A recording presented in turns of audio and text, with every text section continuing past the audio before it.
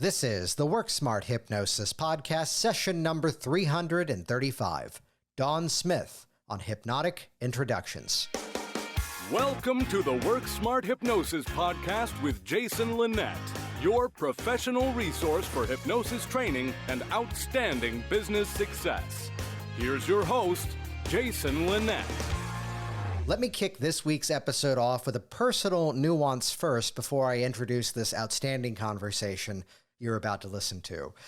One of the pieces of advice that we often hear in business is that it takes money to make money. And to some degree, that might be true. And yes, we can deliver a better quality product. We can scale to audiences around the world, thanks to things like paid traffic or investing in the right technologies to do that. However, in spite of the fact that I am kind of digging in a groove right now as the pay-to-play guy in terms of marketing and promotion, I will always tell everybody, start with no-cost to low-cost strategies to begin your business. Because chances are most of us have more time than money in the early days. And the benefit really becomes, think of an open mic of all things. It's at the open mic that the comedian, the poet can get up and kind of workshop new material. And, based on the feedback of the audience, that's where we see what people like. And indeed, we also find out what they don't like. So I bring this up because, again, by starting with no cost to low cost, that's where we get really good with our messaging. That's where we kind of perfect what to say, when to say it, how to respond to that question. And over time, it looks so smooth. It looks so polished when someone asks you that question that may be a little bit more difficult for others, but you know what? You've already answered it a whole bunch of times, so you're ready for it. Which perfectly leads us into this week's phenomenal episode with Dawn Smith, who's out of Pensacola, Florida, and appropriately titling this week's episode, Hypnotic Introductions. Dawn has a bit of an interesting background because she grew up with family members of hers already doing hypnosis. So it was already part of the accepted vernacular at home. And to hear the stories in terms of what it was like growing up with that already around, the sort of adventure of going off and taking formal training, then coming back, exploring other careers, and now doing phenomenal work as a full-time professional hypnotist, and the transitions, the growth that she's had over a very, very impressive span of time. So for those of you that are just looking to launch, you're going to hear some inspirational nuances in terms of how to get out there and become found. For those of you that might be timid about talking of what you do, you're going to hear just from a place of passion, the strategies, the ways to just introduce what she does. And I still stand by this statement. As much as we can scale things international, it's easier to win locally, to be found by people and hear the nuances of, again, working in person, options out there in terms of working online, just a real worker in the industry. And congratulations, Dawn, on what you've built. As always, you can check out the show notes at worksmarthypnosis.com to see how to connect with Dawn, to hear more from our great guest this week. While you're there too, check out hypnoticbusinesssystems.com to see this is the Hypnotic Business Systems library, the all-access pass to my hypnosis training library. As we like to say, guessing sucks. Here's what's actually working. You could go off and put in all the years of effort that between myself and my community we've done to figure out what actually works in this rather unique industry. Or make a small investment in yourself, join Hypnotic Business Systems, and get more than 36 proven business action plans to get you up and running faster and easier. That's available right now at hypnoticbusinesssystems.com, but you can always check out the free preview by way of a free on-demand workshop, 6 steps to a 6-figure hypnosis business. You can get that right now at jasonwebinar.com. And with that, let's jump directly into this week's phenomenal conversation. I've said phenomenal 3 times. That's how you know I'm serious about this. Here we go. Episode number 335, Dawn Smith on Hypnotic Introductions. Well, it's really interesting because I'm a second-generation hypnotist. My mom was a hypnotist, and of course, she was a hypnotist in the 70s. And for a woman to be a hypnotist in that time frame, it was, very rare. And she was, really successful at what she did. And so all of that overflowed into our home life. So we lived rather hypnotically. Nice. Okay, so we're going to spend the next 45 minutes on that. No, because so many people, you go through a training and the catchphrase often develops that, oh, some of these things about how the mind works, I wish they taught that to us in school, and to instead have grown up with it. Like what themes were around growing up? Well, one of the themes that was always around was, you know, our what we think and what we say and the way we use our mind has power. And so my mother would always say, let's not manifest something into existence that's not there, if you're complaining about something or you're having a negative thought. So we always really, before we said something, we really thought about it, and we would also challenge our thought. Is this true? Is this real? Why are we thinking this? And so we did that just all the time. And I was pretty much probably 19 or 20 years old when I got out into the real world and realized that all these people had all these negative thoughts and didn't realize that the things they were thinking became their words and their words became their actions. And so I started realizing, wow, people don't know this. And we've just been doing this our whole life. Yeah, I love that point that there's this almost attitude of having figured out the world that we often bring into some of this, that we hear the dialogue. Is there a story that stands out in terms of, having that in the household and then hearing maybe even friends or people around you saying otherwise? Yes. So when I was a teenager, you know, 15, 16 years old, you've got friends that have all that teenage angst and stuff. And I would always look at my friends and say, why are you worrying about that? I didn't use the word mindfulness or say, let's, Right. be present, but I was like, why are you worrying about these things? All you have to do is change how you're thinking about it. And they're like, what are you talking about? Changing the way I think is not going to change anything. And I would just start naturally explaining to them different ways to kind of stop their negative thinking, in the way that I understood it at age 15. So a lot of it came just with having, teenagers that hanging around that weren't really happy, or they were just, going through their own teenage stuff. And my house ended up becoming the hangout house. Like, the kids would come to my house because it was happy and pleasant there, not just me, but my parents. So it was like the cool place to come and know that you could be accepted, but you were going to be guided in a positive manner. Yeah, that's amazing. So then from that point in life moving forward, like what was the track that you were on then in terms of, profession or interests? What was next? Well, I was always interested in helping people because of the way my mother helped people.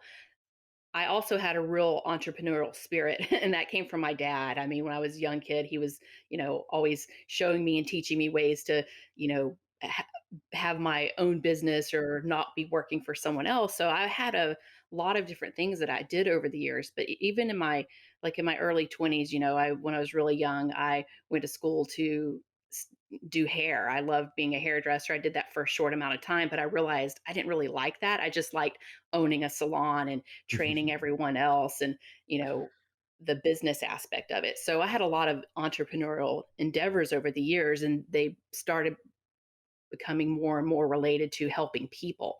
And so eventually I started doing massage therapy, and I was a personal trainer, and I did those things. And that niche is where I really started using the hypnosis, because I would have Yeah. clients come in for pain, and I would use pain control through hypnosis along with the massage therapy, or they were coming in for personal training and I would use peak performance mindset for them. And so, but all of that really didn't serve my desire to really serve people in a meaningful way. It was a small way. I wanted to do something bigger and have a bigger impact on people. And I eventually just decided that hypnosis is the only way to do that. Nice. Which having that as part of the background, I'd imagine in the early years of this that it was things that were just kind of picked up around the house, picked up in terms of conversation, or was there formal training back then? It was not formal training, to answer your Yeah. question. So Yeah. my mother would tell me how she did stuff, and I even witnessed some of it. And I actually sat in on some sessions that she did with people. So there wasn't like that. She didn't call it an induction. She didn't call it, a certain technique. I just listened and watched what she did. And of course, She also hypnotized me for various things when I was growing up, things that I wanted help with. And so I learned primarily from that. So we didn't have like a sit down lesson, Yeah. it was just more observing it over the years. And like she never said, "Hey, I'm a conversational hypnotist." I mean, now that I know more about hypnosis, I recognize a lot of things that she did that she didn't tell me she was doing. I was just observing it. Yeah. Yeah. Can you remember something that you observed and kind of pulled out then as a method? Yeah, one of the things is that she would never stop talking once she started. And so, and not always, but she was very good at, and it didn't seem or feel like she was quote unquote hypnotizing somebody. She would just start talking to them. And the thing that I noticed first was that she was feeding back to them all the things they had told her. So Yeah. if they were trying to lose weight, for example, and she asked them, what would be the thing that would help you the most? And they'll give her, one, two, and three examples. And then she would feed that back to them as a suggestion, but she would just do it in such a conversational way. It didn't feel like she was, you know, bossing them around or being too direct. So there was no resistance because she was just saying what they had already told her. Yeah. That reminds of a weird piece of feedback that often pops up in a training sometimes, where I always have to give the disclaimer to say that I'm going to give you a compliment, but it's not going to sound like a compliment. It really sounds like you're making it up as you go. And that's how Yeah. it should be, as opposed to, and here I am now about to run you through this specific Right. method. Something natural about it instead. Yeah, and she would just talk to them, and and when to a casual observer that didn't really know what was going on, it just sounded like it was kind of a one-sided conversation. She would, have them, she used a lot of progressive muscle relaxation for an induction. And so I learned that. I didn't even know it was an induction. And I started doing that with all my massage therapy clients just naturally. But she would do that and then just lead into a conversation about the changes that they wanted to make.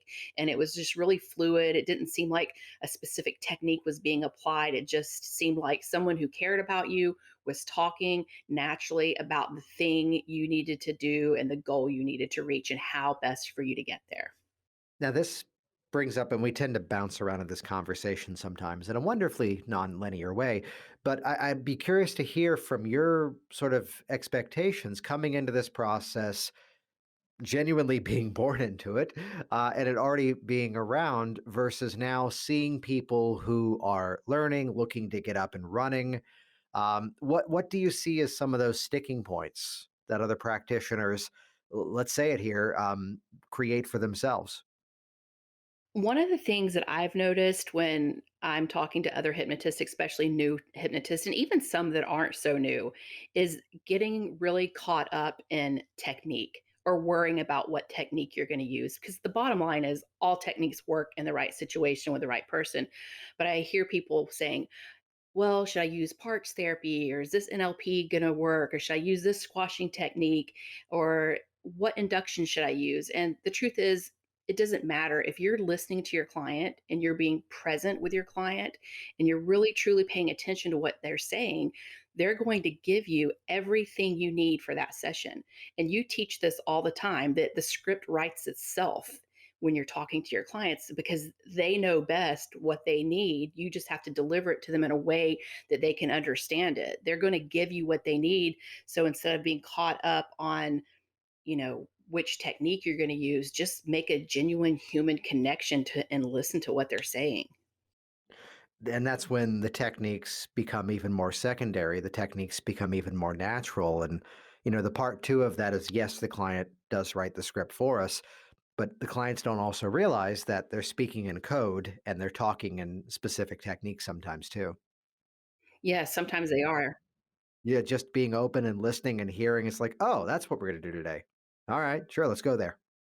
Yeah, So it works then, was great. there another career path that you were kind of following? You mentioned, from the hairdressing to the massage to also the training. What else was along that journey? I'm always curious to hear, what's that pathway back home in this case, but towards hypnosis. Sure. Well, when I was doing massage therapy and the personal training, those things were kind of linked together because I started doing personal training so that I could physically rehabilitate my massage clients who were primarily pain clients, that had a lot of chronic pain. So one of the things when I was doing that I just couldn't wrap my mind around, even though I saw it all the time, was just the people's desire to just stay stuck where they were and to not continue moving forward or making change. And so that kind of led me into the world of academia. I went back to college as an adult and I got a degree in philosophy. And one of the main things that I studied in that degree was philosophy of mind. And you learn how people think and why they think and how they think. And you start understanding things around about their culture and their home life and just everything, how it impacts how they think. So when I started taking those classes, it just tied together a lot of everything regarding hypnosis. It's almost like they were the same thing, but just calling it something different. So those things together started leading me on the path towards, hypnosis alone, because what was taking forever in a massage session for pain control, or when I was learning philosophy, I was learning a lot of psychology techniques within that. It's really laden in psychology as well, learning things for anxiety and stress reduction, but none of it would streamline the client to just take them where they are to where they want to be quick enough. And for me, hypnosis did it really quickly. So it kind of just solidified that and also tied it all together. Yeah. The power, and I've had so many people from other professions go through a training perhaps, and it's a line from Melissa Tears, but the phrase was that I can now sit down with somebody and just ask, what would you like to change today? And to get started on that, to see a process in motion immediately now becomes that ability where now they're seeing the results, they're now motivated, and whatever instructions may be a part of, whether it's physical therapy, whether it's counseling, whether it's coaching, the feedback that we're getting better compliance, we're getting faster outcomes being a big part of that. And one of the things about the faster outcomes, that's the other reason I like hypnosis so much, is because I was finding, especially with chronic pain and people that had a lot of chronic stress too, not necessarily like an anxiety disorder or something, but just chronic stress from things that they couldn't really control that were happening in their life at the time, is one of the reasons they weren't compliant and sticking to things that their doctors were ordering or their therapists or orders, because they weren't getting results fast enough, so they felt like it wasn't working. So with hypnosis, since things happen so quickly and they're getting the results faster, it makes them kind of stay on track and comply with the things that they need to do even better. So I've always enjoyed that aspect of it. So I'd be curious to hear the combination. So there you were doing massage and progressive muscle relaxation induction, to use a technique here. How did that play out? How were you introducing that? Was that something you were bringing up, or just naturally doing? What was the sort of style of that? I was actually naturally doing it. So a client would come in and I always, so, a typical massage, say, is an hour long. So I would always make mine an hour and 15 or 20 minutes long. And so client would come in and get them prepped for the massage.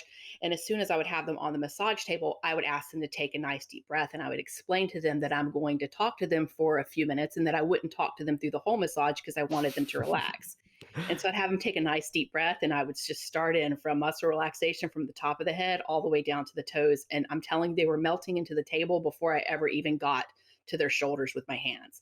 So I would I would talk to them and mostly guide them through breathing to start with. And it didn't seem odd or anything because you are there to relax most people. So it didn't seem strange that I was, asking them to take a deep breath. And, they're in a dark room, the lights are dim. So everything was really setting it up for that also. And I had my great music in the background and I just used my voice to get them relaxed for the 10 or 15 minutes. And then we would do the massage. And then afterwards, I actually would do some kind of emergence because they could be a little bit, if more sleepy-ish, than if I had just given just a regular massage. So I'd usually actually count them out of it also. Nice. Yeah. It's amazing how the two seamlessly fit together. And I forget if I've told the story on here before that a former office that I had that was subletting to a massage therapist, shared lobby, and someone comes in for the appointment and he goes, I'm scheduled for two. And we both kind of looked at each other and go, which one of us are you scheduled for? And he goes, both of you. Right. And the quick moment is, oh, that's what we're doing today.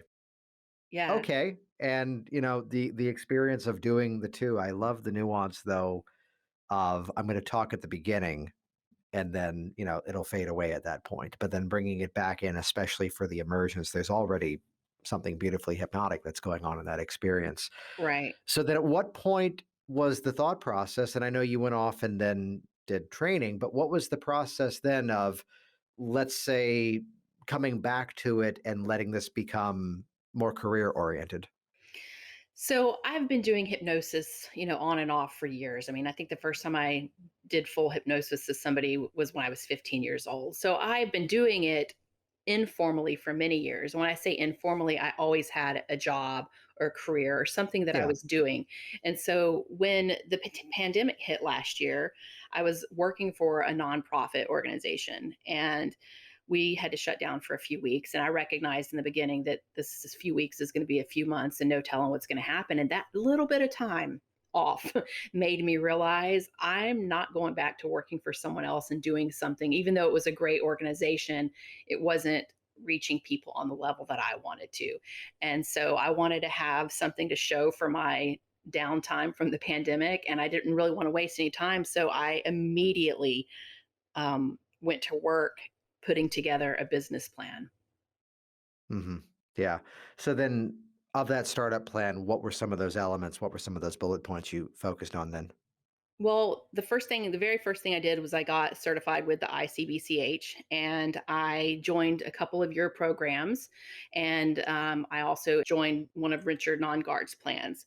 And so I started those two programs of both of you. And then I knew with those things in hand that I would be set for success because I've been around the business world enough to know that I don't have to recreate the wheel. I just need to, surround myself with people that know more than I do and model after people that are great or what they do at what they do. And so that's why I chose your program and Richard's program.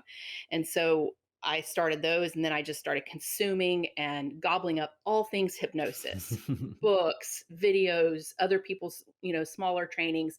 And I was doing that just to make sure that everything that I've been doing over the years was still up to par and the standard. And of course, I learned an immense amount of other things to add to my toolbox.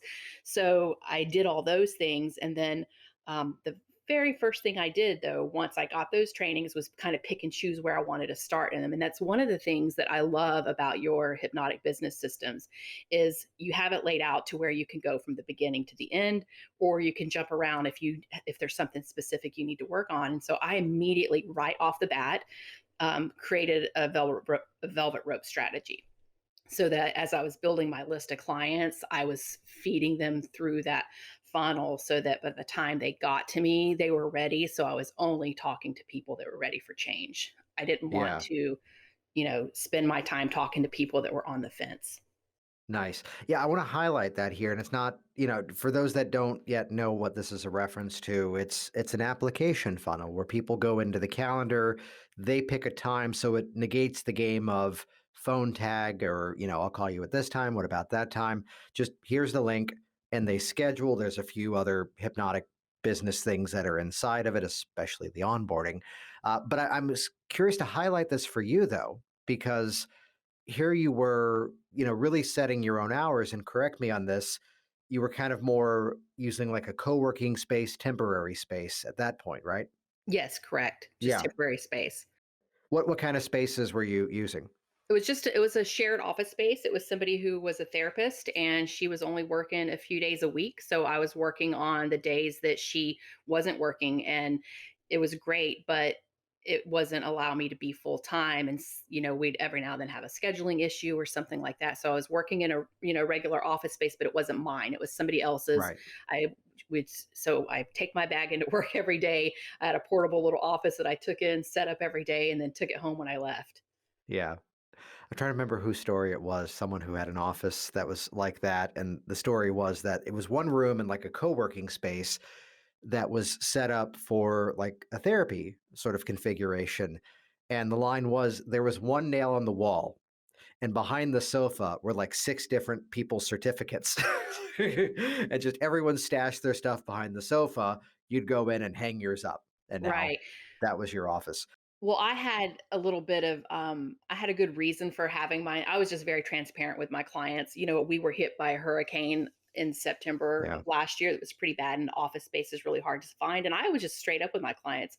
I told them, "Hey, this isn't my space. This is where I'm temporarily working until I have space." And everyone here knows the damage, and they know how hard it is. So nobody even thought anything about it. I just told them what the deal was and moved forward on it. And it was never a second thought for anyone. Yeah. Well, that's the benefit of as soon as you own the story. It's where I've clearly told the entire story of my move recently as I was doing it. So even the clients that I'm working with that are still in Virginia, they know, and there's no surprise, there's no hiding it. I'm curious to ask just for specifics here. Would you say you had that space? It was shared. Would you say you had it like a third of the week or half of the week? What was the typical I would say timing if of I that? added up all the hours it was available, it would only be available to me a total of a solid 2 working days. It might be 3, but some of them would be a half day. So if Yeah. I would say anything, it would total up to about 2 solid working days. And just to build some clarity for people's minds, do you mind if I ask how much you were spending to have that space for basically, let's say generously about a third of the week? I was spending, so I paid by the shift. That's how she did it. And so it ended up being around 50 to $85 a day depending on how long I took it for the day, which ends up Yeah.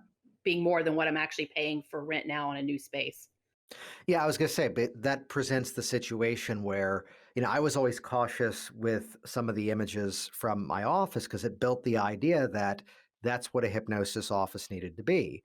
When really I was running a full training business and had different people working there at different times.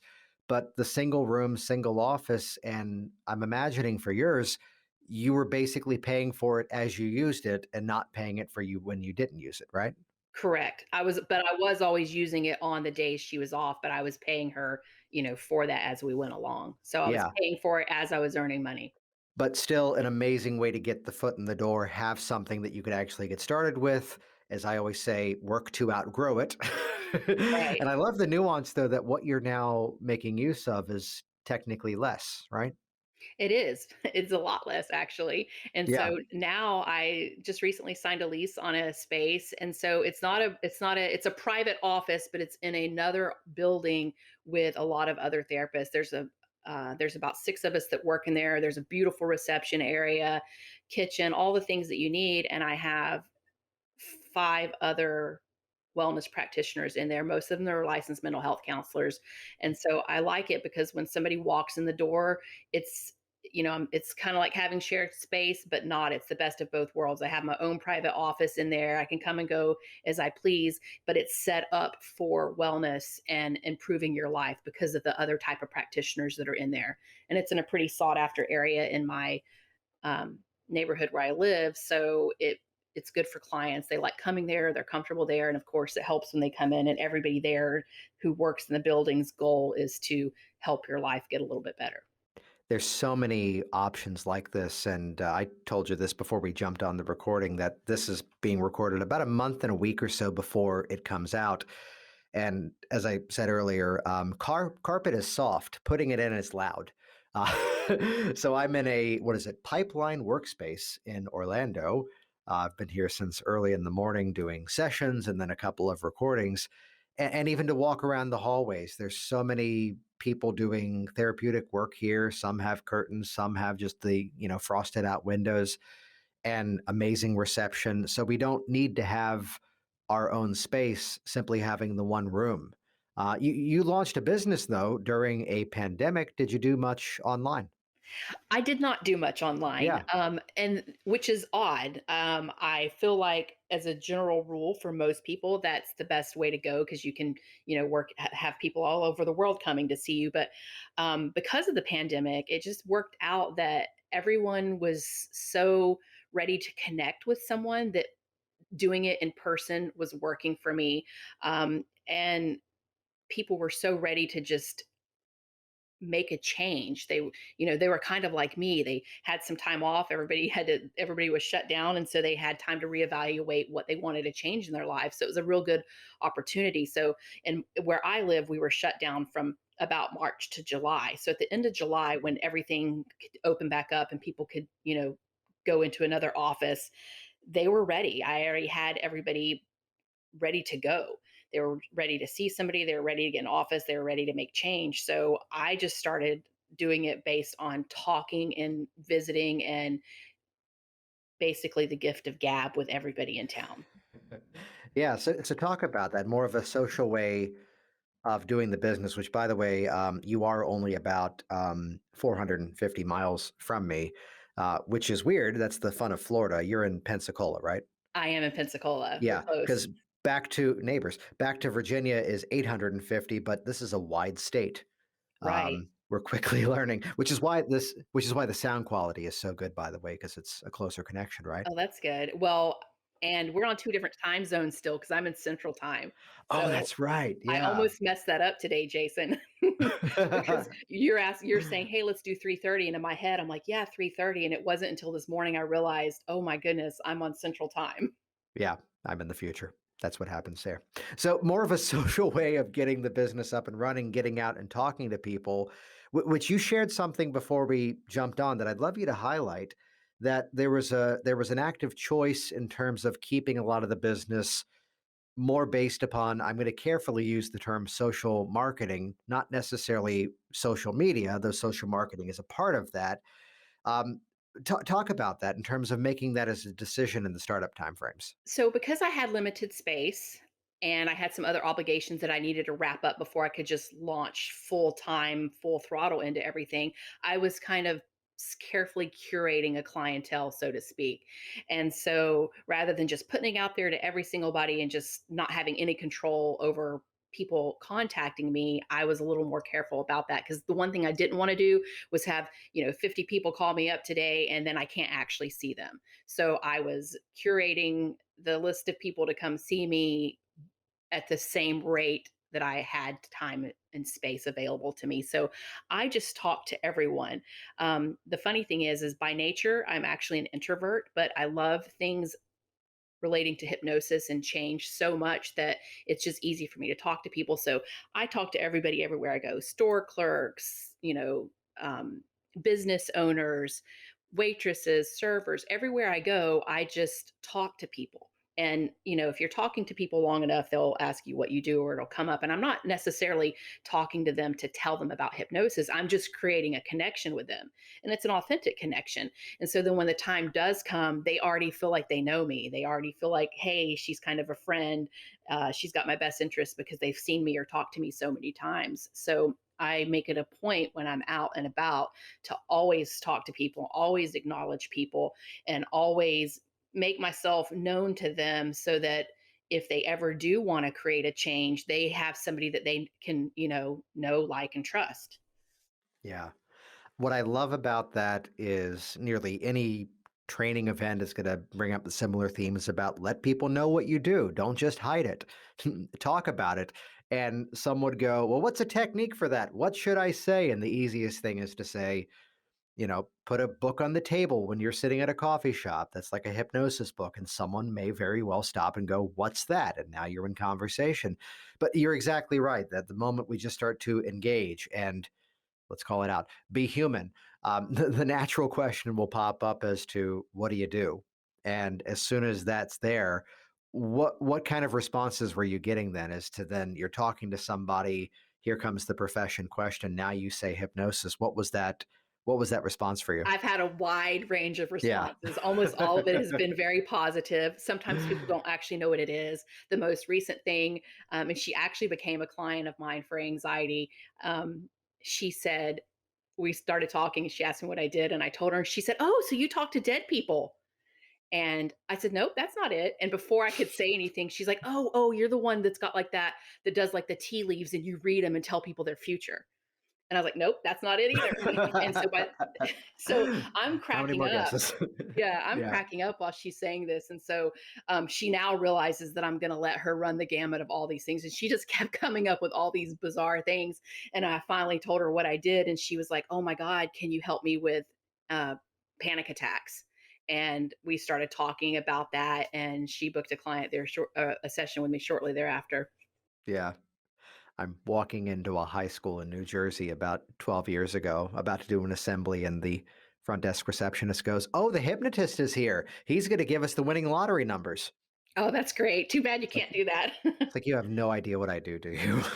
No, but No, most but that people have responded just very, excited and say, "Hey, I've never met a hypnotist," or, they start asking questions. And almost every one of them, when I tell people what I do, they immediately go to whatever it is that they need.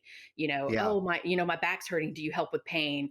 Or, I have tests coming up and I'm freaking out because there's a college here. So I live in a college town, sort of, and I have a test coming up, I'm freaking out, can you help me, can you do anything about that? And sometimes they'll ask me if I can help them with something, and they're almost being sarcastic and laughing, like, because they don't think that it's a real thing you can help them with. And then when they find out, oh, actually you can. And sometimes if there's any way for me to do any kind of technique or anything right there on the spot with them for just 30, 40, 50 seconds or something, I'll do it right then. And so, and they like that. And so it's just been really, I've had really good feedback from talking to people in general. And I actually can thank the pandemic for that, because people have been more open, I think, to just hearing and seeing others because they were tied up for so long. You just opened up a loop, by the way, and now there's like 400 people right now going, "Well, what would you do in that situation? What was the technique?" As we've already talked about, transcending technique. But now that you've opened it up, well, Dawn, what techniques would you use then?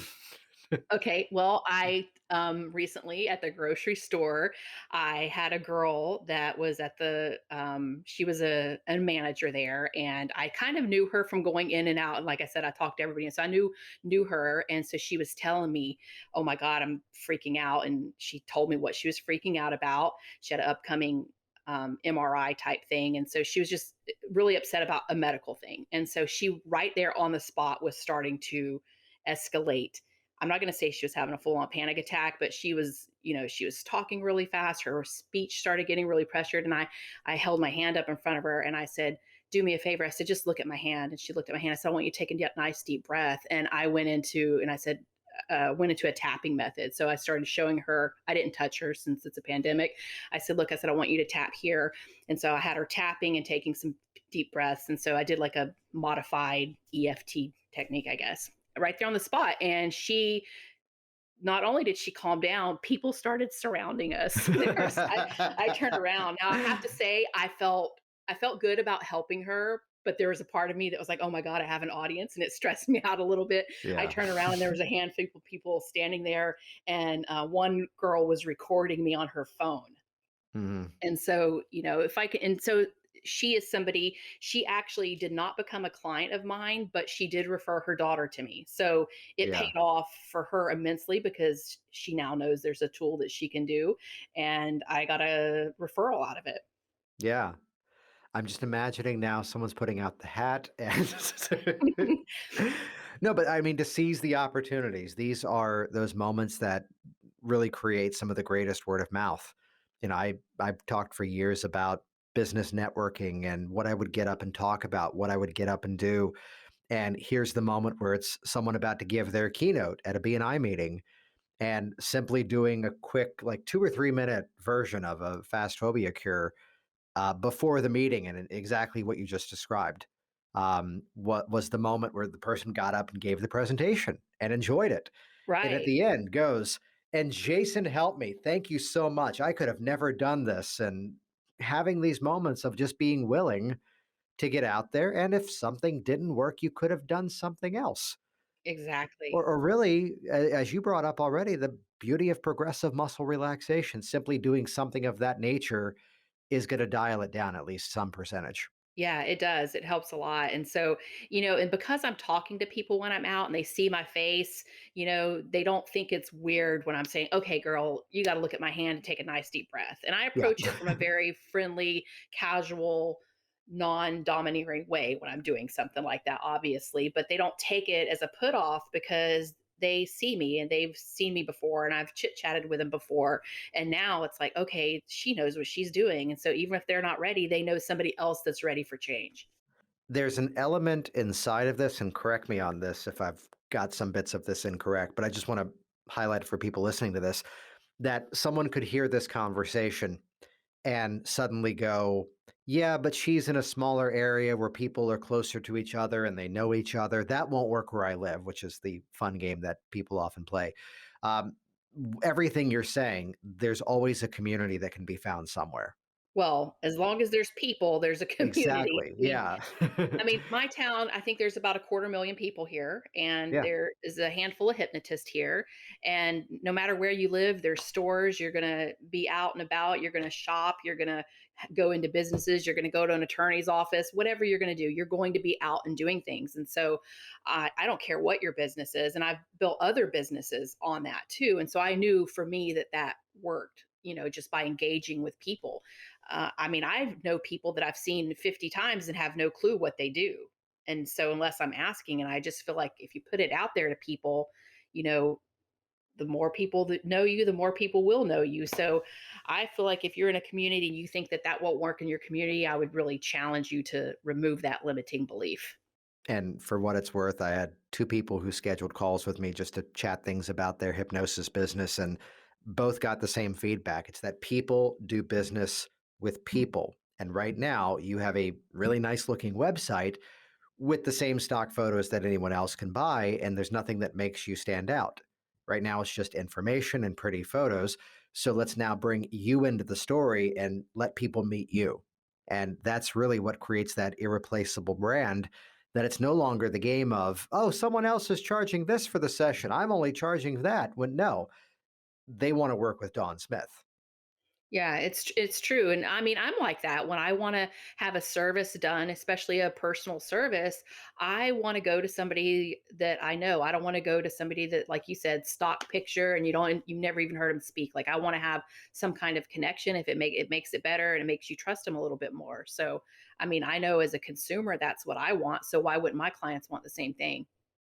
Everybody rewind that back and listen to that sentence like four more times. And that's how you make a business work in the 21st century or ever in the history of all existence. Nicely stated. Thank you. Yeah. So then what's in the works right now? Because I know here you are moving into a new space. Here's a lot of the world continuing to open up more and more. What are you excited about right now? What I'm excited about right now is HT Live and taking Ken Guzzo's stop smoking protocol. Oh yeah, yeah. Yeah, I heard a testimonial that you did. That's the I've main heard of reason. him. Yeah. Yeah, yeah. So I signed up for his class. I figured you wouldn't lead me astray. So I've always been very good at hypnosis and doing, pain control and stress relief and anxiety reduction and even academic performance. Though I always kind of steered away from smoking cessation because I felt like I just needed a little bit more training on it. And it turns out that I have all the skills to do that. So it's real interesting because when I decided to take Ken's class, I um, contacted him and he called me and we talked about it, and he suggested, hey, make sure you have X amount of clients lined up for when you get back for my training so that you can go home and implement it right away. And I thought, oh, I can't wait that long. So I just started booking them now. I just started book all these stop smoking clients because I thought, well, I want to put as many under my belt as I can so that when I do learn from him, I can see what I can improve, what I'm doing great at. And it turns out I'm highly successful at it. So it Nice. turns out it's great. So I've had awesome success with smoking cessation for the last 4 months since I reached out to him and he told me that one little thing and him telling me to line up some clients. And so the thing I'm excited about is to really bring that into Pensacola because there's so many people that need it. And I know that I could work nonstop with Yeah, people for smoking. that's one of those things that there's just such a demand for, and I always have to. And I bring this up in conversation when the manager of this co-working space that I'm using today, which second time this month I'm doing just with ongoing projects at home. That he goes, oh, it must be a lot of, and he throws a stereotype at. It's like, no, there are no correlations. That I've had every profession. I've had doctors who are coming in to quit smoking. Right. It's the person who fell into a pattern, and here's what's stuck, and we're helping them to interrupt that and change that. And I think this becomes a through line for any process, that you're going to see a transition where this no longer is about what you've now stopped. Instead, it's about where you're going and what you're now creating. And as Right. we approach to change that place now, it's no longer the game as some people would have in their minds of what if it wears off? It's like, well, no, this has now become a transformation of identity, and Right. that old thing just doesn't fit with who you are now. Yeah. This is who you are now. Yeah, cigarettes going to stay the same as it was before. It's you that's going to change. Right. Right. I love that aspect of I've done the same thing as to what was it? My version of that story was lining up people for virtual gastric band when I first learned that from Sheila Granger, Right. and people were going, "But I want to do it now," and I'm in my head going, "I'm taking the training in like 2 months, but I'm pretty certain I understand the theme of it. Let's do it." Right. Right. And what I learned was pretty similar. There were much better refinements, mind you. Thank you, Sheila. But that willingness, as you've kind of let the theme of this conversation to be, to get out there and interact with people. That's where we're recording this the last week of June, but I said to you already, this is coming out the Thursday before Hypno Thoughts because you've been very active in that group. Again, just letting people know you, interacting, and the whole theme of the more you give, the more you get back. I recorded, it's going to come out in September, but a conversation with Graham Weber from the UK. The whole theme again of creating the opportunities rather than waiting for them to actually occur. It makes a huge difference. I just really appreciate you inviting me on. I was so excited when you asked me to come on and talk to you today. And I admire everything you're doing and I have a lot of Oh, respect thank for you. what you're doing for our community. It's a rare find sometimes. So I appreciate you. Yeah, absolutely. Thank you for making it work too. It's always great when we're seeing the results, and I learn from all of you as well. So let's go into the specifics here briefly. What is working right now to bring those clients in for you? I think what's Aside working. from aside from everything we've talked about so far, what else is driving that business for you now? One of the main things I think is transparency. Yeah. Not and being very honest about what I can and what I can't help with, but also transparency as far as what is the responsibility of the client. Because I've had a few come in that went to other hypnotists, and the hypnotist didn't really tell them, well, I can't force your hand to make you go listen to this video or audio or whatever. So transparency as far as what they also need to do, that's been working really good. And some other little thing that's been helping a lot is I call everybody the next day and do a maybe a 30-second to 90-second brief, very brief phone call to them just to check in. They don't know I'm going to call. They're all excited when I call. And I always send everybody a thank you note the next day. And so the time they have a second session with me, they've had a first session, they've had a follow up phone call, and they've had a thank you note. And so by the time they get to me, they're already just sold on whatever we're going to work on together. Thank you note physically in the mail. And physically in the mail, you wouldn't believe how, actually, you would believe it because I think you had mentioned before that you used to do that. Yeah. People are thrilled to get an actual piece of mail, a handwritten mail. And I've actually even had some people send me a thank you card for sending them a thank you card. Yeah. So it's great. Every office that I'd ever had was walking distance to a post office. And when I was doing that as a strategy, I would actually pre-write the envelopes in the morning, the first line of the thank you card. I had some custom ones at the time. And the whole thing was like, if I can get it out today, the day of the appointment, it means they're going to receive it tomorrow. That's going to be an oh wow, which, I just had to kind of prep them in some respect. I was guilty sometimes of writing the first two sentences in advance, customizing the last Right. sentence. I write it uh, as soon as their session's over and stick yeah. it in an envelope. Well, that's like this show as well, just for the insight to it. I do the best that I can. Sometimes we delay it because we batch record the episodes, but the sooner I can record the intro and the outro, the better, because then I'm actually speaking exactly about what we've just heard. Otherwise, my incredible editors write the first draft of the show notes, and I sometimes have to cheat off of that. I gotcha. That's great. So then, as it is right now, just kind of continuing to increase that reach, working on a website and expanding that awareness around what you do. I'm loving what I'm hearing in terms of, again, taking ownership of it. The same insight that you just brought up about the clients, Thank that you. we get out of it what we create into it. That someone's often asking, will that actually work? It's like, well, one, you actually have to use it. You used one of my favorite lines here, which is that all these techniques work. So where can Right. people best get in contact with you? How can they find you? Well, by the time this airs, my website will be up. It's ready to go. It's just not live yet. So by the time this airs, they can reach me at Dawn at dawnsmithhypnosis.com, or they can find me on Facebook. I answer anybody that reaches out to me. Outstanding. This has been great. We'll put everything in the show notes as well over at worksmarthypnosis.com. Thanks for the kind words about the programs that you're a member of, too. Any final thoughts for the listeners out there? For the people that are just starting out, don't hide behind training and trying to figure every single thing out before you get started. Just start seeing people and putting yourself out there, and it'll start coming together. And the other thing is, make sure you've got some premium pricing happening. That'll help boost you too. It's done amazing wonders for me. Jason Linett here once again, and as always, thank you so much for interacting with this program, sharing it on your social media streams, and just keeping it in the constant dialogue of our incredible profession. You can head over to the show notes at worksmarthypnosis.com to see how to connect with Dawn and learn even more. And while you're there too, check out hypnoticbusinesssystems.com. Get out there, help more people, make it rain, help us grow this incredible profession. You can get the free preview once again by going to jasonwebinar.com for the free on-demand workshop, 6 Steps to a 6-Figure Hypnosis Business. Get that right now at jasonwebinar.com. Thanks for listening to the Work Smart Hypnosis podcast at worksmarthypnosis.com. Hey there, it's Jason, and I want you to be one of the first to find out as we upload amazing new content. So do this right now. Click the subscribe button right here on this video. That's going to link you to our YouTube channel here, and you will be the first to find out as new resources and downloads are made available. Do it now.